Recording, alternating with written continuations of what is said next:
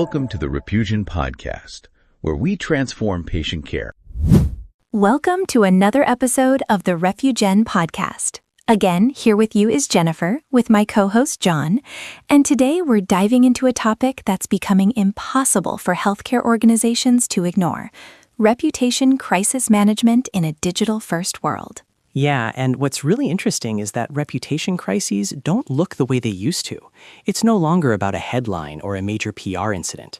Instead, it's often a slow burn, small issues adding up over time. Exactly. Think about things like delayed responses to online reviews, inconsistent contact information, or repeated complaints about wait times.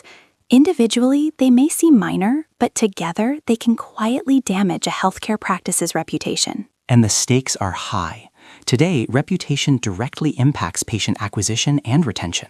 In fact, around 73% of patients rely on online reviews when choosing a healthcare provider. That's a huge shift.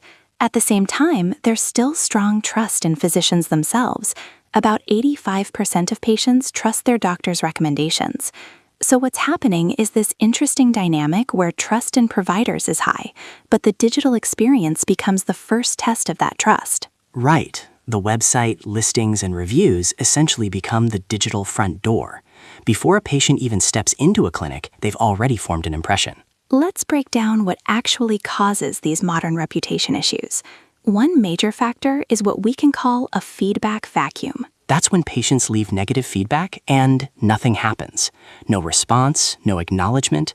From the patient's perspective, it feels like the organization just doesn't care. And even a handful of ignored reviews can create that perception. It's not about volume, it's about visibility. Another issue is something very basic but surprisingly common: inconsistent practice information. If your name, address, or phone number is different across platforms, patients might struggle to reach you, or worse, lose trust altogether. And then there's what we call the sentiment blind spot. Problems like long wait times, billing confusion, or poor communication often show up in reviews, but if no one is actively monitoring those patterns, they go unnoticed until ratings drop. What's fascinating is that negative reviews themselves aren't necessarily harmful. More than half of patients say they're not influenced by negative reviews if the overall rating is positive. Even more interesting, about a quarter of patients actually feel more confident when they see negative reviews handled professionally. That's such a powerful insight. It shows that trust isn't about being perfect. It's about being responsive and accountable. So how do healthcare organizations prevent these issues from escalating in the first place? The key is proactive feedback collection. Instead of waiting for patients to post reviews publicly, practices can gather feedback internally through surveys. And timing matters here. Sending a quick SMS or email survey right after a visit captures feedback while the experience is still fresh. From there, you can create a two-track system. Positive experiences can naturally flow toward public reviews, while negative feedback gets routed internally for service recovery. This gives practices a chance to resolve issues before they become public complaints. It's not about hiding feedback, it's about addressing it early. And when you use multi-question surveys, you get deeper insights. Instead of just seeing a low rating, you understand why, whether it's scheduling, communication, or billing. That's where feedback becomes operational intelligence, not just a score. Now, let's talk about what happens when reviews do go public, because they will. Response speed becomes critical. Nearly 60% of patients are more likely to choose a provider who responds to reviews, both positive and negative. And expectations are rising.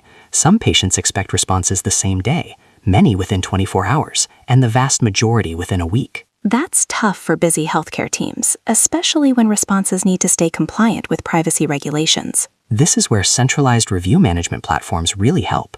They bring reviews from multiple sites like Google, Healthgrades, and WebMD into one place. So instead of chasing feedback across platforms, teams can monitor and respond efficiently with consistent messaging. AI-assisted tools also play a role here. They can help draft responses that are empathetic, professional, and compliant, reducing the burden on staff. And ultimately, every response becomes a trust signal. It shows patients that the organization is listening and cares. Another powerful tool in this space is AI-driven sentiment analysis. This is where things get really proactive. Instead of reacting to problems, organizations can detect trends early. Exactly. These tools analyze large volumes of feedback, reviews, surveys, comments, and identify patterns. If negative sentiment starts building around a specific issue, it acts like an early warning system. So if patients consistently mention long wait times, for example, the organization can investigate and fix the root cause before it becomes a full-blown reputation issue. And this matters because nearly half of patients say the sentiment in reviews, not just the rating, is the most important factor in their decision-making. That's why leading healthcare organizations are treating feedback like operational data, not just marketing metrics. Let's shift to something that often gets overlooked: digital hygiene. Yes, accurate listings might not sound exciting, but they're foundational to trust. If a patient finds conflicting information about your address or phone number, it creates immediate friction and doubt. In fact, over 2/3 of patients cross-check provider information across multiple sites before booking an appointment. So inconsistency doesn't just frustrate patients, it actively harms your reputation. And there's also a visibility angle. Directory listings show up in about 1/3 of high-intent medical searches, so they're a major touchpoint in the patient journey. That's why centralized listing management systems are so valuable. They ensure consistent information across dozens of platforms, improving both trust and discoverability. So when you step back, it's clear that healthcare reputation management has evolved far beyond traditional PR. It's now about infrastructure, how well you manage feedback, maintain digital accuracy, and respond to patients in real time. Negative feedback isn't the enemy. When handled well, it actually strengthens trust. Operational trends and feedback can guide meaningful improvements, and accurate digital information makes it easier for patients to find and choose you. When all of these elements come together, they form a modern reputation strategy built on transparency, responsiveness, and data. And platforms like Repugen help bring it all together, turning feedback into actionable insights and integrating reputation management into everyday operations. At the end of the day, in a world where patients evaluate providers online before ever walking through the door, building this kind of trust infrastructure isn't optional anymore. It's a competitive advantage, and more importantly, it's a better way to serve patients. Thanks for tuning in to the Repugen podcast. We'll see you next time. Take care. Thanks for listening to the Repugen podcast, your path to better healthcare.